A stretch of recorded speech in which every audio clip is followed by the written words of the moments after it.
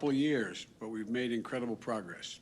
And today, I'd like to speak about some of the steps we're taking to address challenges in the economy and how those actions are already starting to pay off for American families. First, however, I want to quickly reiterate what I spoke about on Monday concerning Omicron, the variant, and the steps we're taking to combat it. As I said, this new variant is a cause for concern, but not a cause for panic. We have the best vaccines in the world, the best medicines, the best scientists. We're learning more every single day, and we'll fight this variant with science and speed, not chaos and confusion. So let me repeat what the doctors and scientists have affirmed. The best protection against Omicron is getting a booster shot. Right now, about 135 million Americans are eligible for a booster, but only about 40 million have gotten one thus far. If you're over 18 years of age, you got vaccinated before June 1, go get your booster shot today. And if you're not vaccinated, now's the time to get vaccinated and take your children to get vaccinated. Every child over the age of 5 can get a safe, effective vaccination.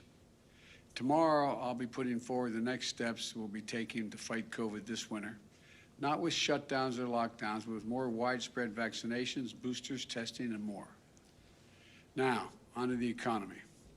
If you watched the news recently, you might think the shelves in all our stores are empty across the country, that parents won't be able to get presents for their children on this holiday season. But here's the deal. For the vast majority of the country, that's not what's happening. Because of the actions the administration has taken in partnership with business and labor, retailers and grocery stores, freight movers and railroads, and those shelves are going to be stocked.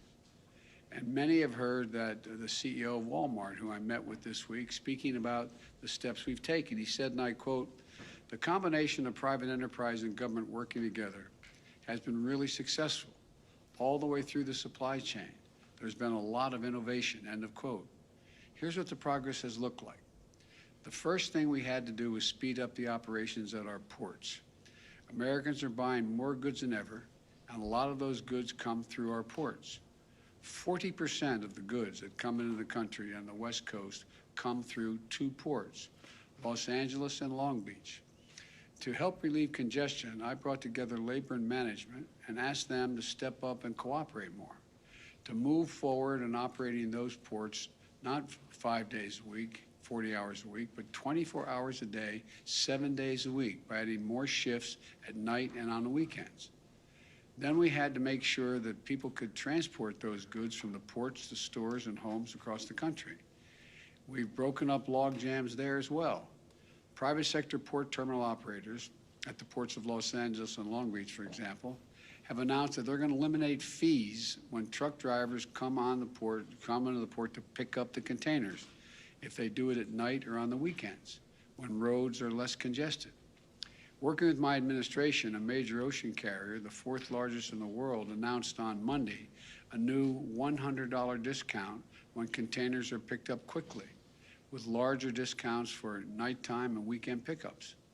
And we announced this week that we're extending through February extra flexibility that allows truckers to drive more hours when they're transporting critical goods like gas, food, and medical supplies.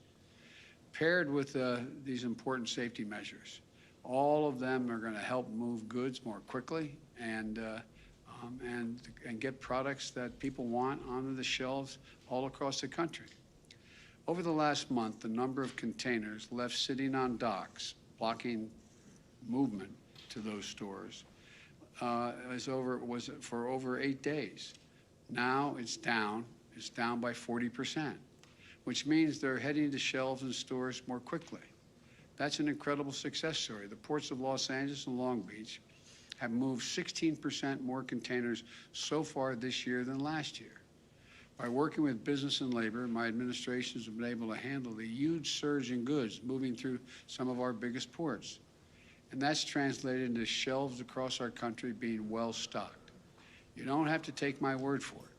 On Monday, I convened a group of CEOs from some of the largest retailers and grocery stores in the nation, as well as companies who work with small businesses across America. including the CEO of Walmart, as I mentioned, along with Best Buy, CVS, Samsung, Mattel, Etsy, and QVC. My administration has been working with many of the CEOs and others to keep these goods moving through our supply chain to ensure the shelves are stocked heading into the holiday season.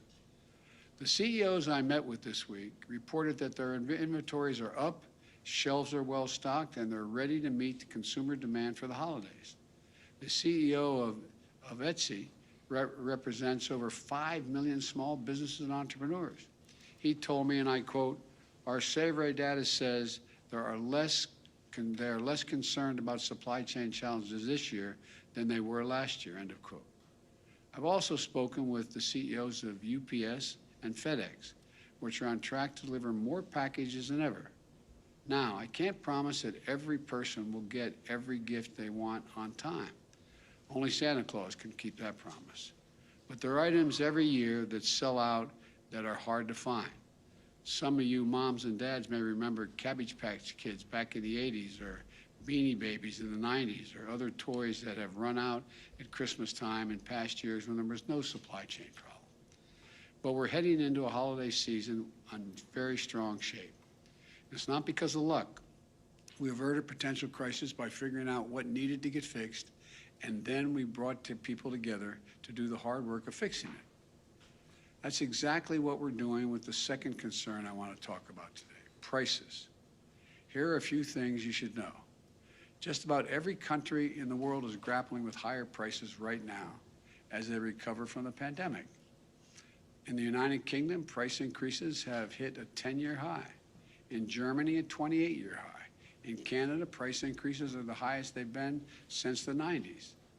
This is a worldwide challenge, a natural byproduct of a world economy shut down by the pandemic as it comes back to life. Prices are still out of sync as the world comes back. But as we continue to overcome these obstacles, the more price pressures will ease. But I have not been content to sit back and wait. I've used every tool available to address the price increases, and it's working. Take gas prices. Last week, I announced the largest ever release from the United States Strategic Petroleum Reserve to increase the supply of oil and help bring down prices. I brought together other nations to continue and contribute to this solution.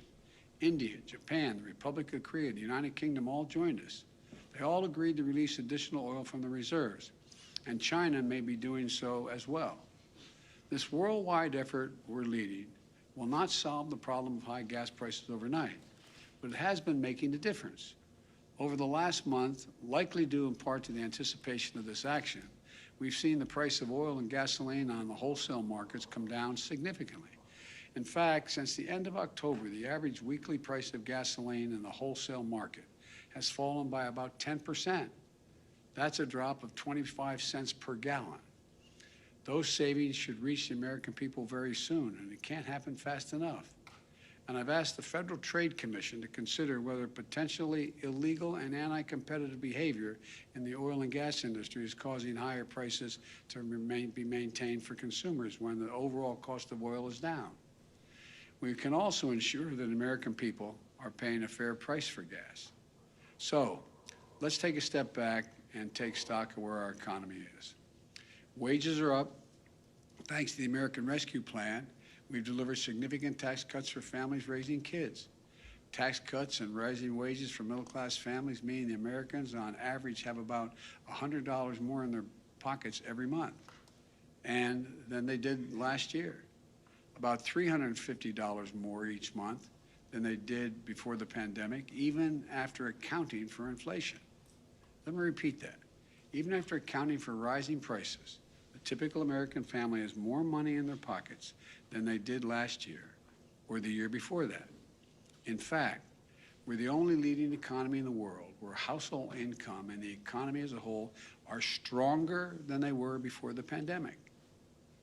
You know, there are other signs of strength, too.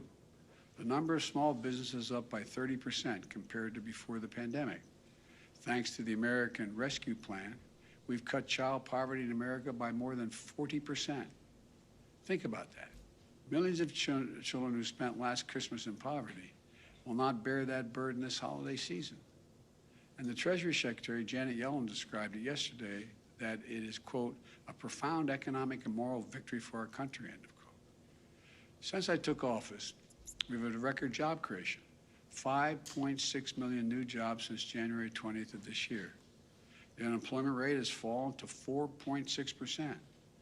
We're seeing more new small businesses, higher wages, and more disposable income. Fewer children in poverty, fewer people getting unemployment checks. None of this was inevitable. It was because of the American Rescue Plan, which virtually every Democrat in Congress voted for and every Republican voted against. It was because of the hard work my administration has done to try to solve the challenges in our economy instead of just pointing fingers and complaining. Now it's time to build on our success and cut costs further for families. That's what my Build Back Better plan does. It will lower out-of-pocket costs for child care, elder care, housing, college, health care, and prescription drugs. These are the biggest costs that most families face. In fact, a new independent analysis released today showed that my Build Back Better plan would mean $7,400 in tax cuts and savings for the typical family with the typical family of 4 with 2 kids. 17 Nobel laureate winners in the Nobel economic winners have written a letter affirming that this bill will reduce inflationary pressure in the economy. 2 of the leading rating agencies in Wall Street confirmed this month that my plan will not add to inflationary pressures. In fact, they will, quote, take the edge off of inflation. Now my Republican friends are talking a lot about prices, but they're lined up against my Build Back Better plan, which would go right at the problem for rising costs for families. Why is that? I don't want to speculate on anyone's motive, but it's always easier to complain about a problem than to try to fix it.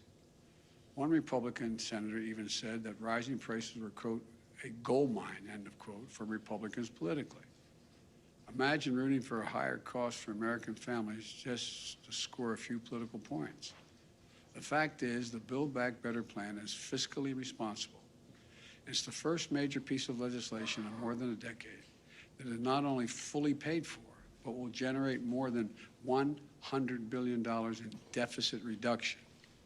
It fully covers the cost of its investments by making the largest corporations and the richest Americans pay a little more in taxes. Think about that, as that's a trade-off worth making, in my view. Having those who have done very well pay their fair share in order to provide a little breathing room for millions of American families.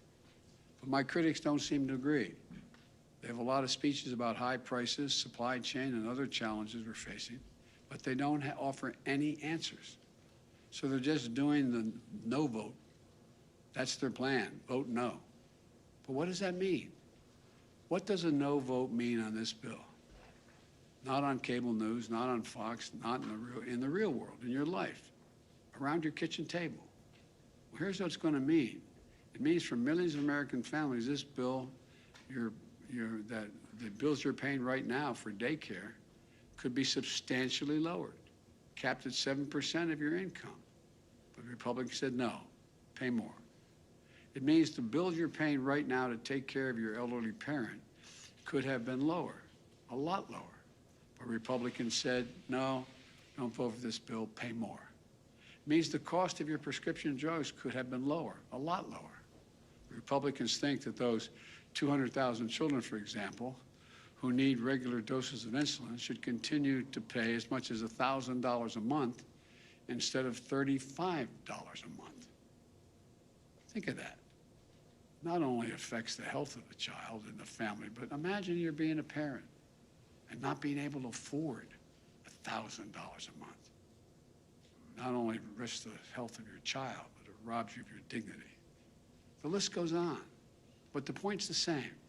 What I propose is a way to lower some of the most difficult costs families have to pay every month by asking big corporations, 40 of the Fortune 500 companies paid 0 in taxes, making $40 billion in the process. And the wealthiest Americans pay their fair share in taxes. Look, remember, We're in a situation, as far as Republicans are concerned, they'd rather the bills at your kitchen table be higher so the tax bills of corporate conference rooms and big mansions can be lower. In this case, let me tell you something. Nothing will be more expensive for American families than a no vote on the Build Back Better plan. I believe we simply can't afford to do nothing and wait and see what happens. In the moments we face today, that just isn't a responsible course. We live in uncertain times. Families are anxious about COVID, the economy, the cost of living. And the way to relieve that anxiety is with consistent, determined, focused action. I started my presidency with the American Rescue Plan. Now that law is carrying our nation forward on vaccinations, boosters, keeping our schools open, and so much more. I designed it as a year-long plan because I knew we'd have a lot of obstacles to overcome. Next, we passed the Bipartisan Infrastructure law because a lot of our infrastructure is crumbling. We have to prepare ourselves to compete and win the 21st century global economy. For most of the 20th century, we led the world by a significant margin because we invested in ourselves, not only in our roads and highways and bridges, but in our people and our families. We built the interstate highway system. We invested to win the space race. We were among the first to provide access to free education beginning back in the late 1800s. These decisions to invest in our country and our families were a major reason why we were able to lead the world for much of the last century. But somewhere along the way, we stopped investing in ourselves. America is still the largest economy in the world. We still have the most productive workers and the most innovative minds in the world. But we've risked losing our edge as a nation. Our infrastructure used to be the best in the world. Today, according to the World Economic Forum, we rank 13th. And we have to invest in our greatest asset as well, our people. For example, we used to lead the world in educational achievement. Now the Organization for Economic Cooperation and Development ranks America 35 out of 37 major countries when it comes to investing in early childhood education and care. We can't be competitive in the 21st century global economy if we continue to slide.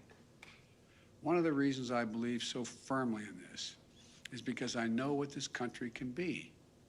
We've always been a nation of possibilities. We didn't become this nation we know by dreaming small. Throughout our history, we've emerged from crisis by investing in ourselves. During and after the Civil War, we built the Transcontinental Railroad, uniting America. During the Cold War, we built the interstate highway system, transforming the way Americans are able to live their lives.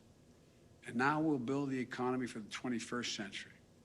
I truly believe that 50 years from now, when historians look back on this moment, they're going to say this was the beginning of the moment when America won the competition for the 21st century. I think that's what we're going to see happen, God willing. May God bless you all, and may God protect our troops. Thank you very much. Mr. President, what's the level of concern that the new variant will end up exacerbating the very issues on supply chains your team has been working on the last several months? Well, look, you know me, I'm an optimist. What we have seen so far does not guarantee that's the outcome. As a matter of fact, we're going to know in the next several weeks that just not only how transmissible the disease is, but how extensive it is, how dangerous it is, and what damage it does, and most importantly, whether the vaccines we have are capable of dealing with this virus, particularly if the boosters we're trying to get everybody to get. So I think the jury's still out. I think it's a little early to make that judgment. But am I concerned? Of course I am, until we get the final answers. I'll take a couple more questions. Yes. Mr. President, what is your reaction? The Supreme Court heard that abortion needs today, and the justices signaled that they are on the verge of major changes to abortion law in the United States. Do you have any plans to try to codify the law? What is your reaction to that? Well, first of all, I haven't.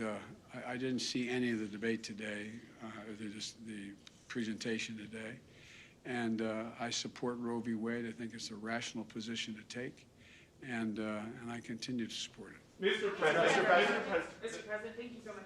There are a number of presidents, from Jimmy Carter to Richard Nixon, who really tried to impact inflation and supply chains and weren't able to largely do that. How confident are you that you have the tools and the power to do something about supply chains and help Americans find some relief? because of what I've seen so far based on what we've done.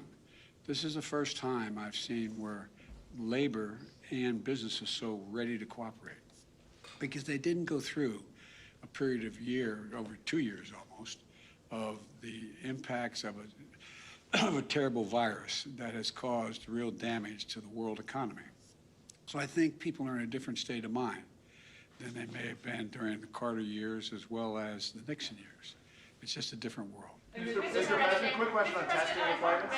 Mark Meadows has written a book revealing that President Trump tested positive for COVID 3 days before your first debate. Do you think the former president put you at risk? I don't think about the former president. Mr. Thank you. President, whatever happened to your promise to shut down Were the you aware virus? that he tested positive? Sir, what testing requirements are you going to implement?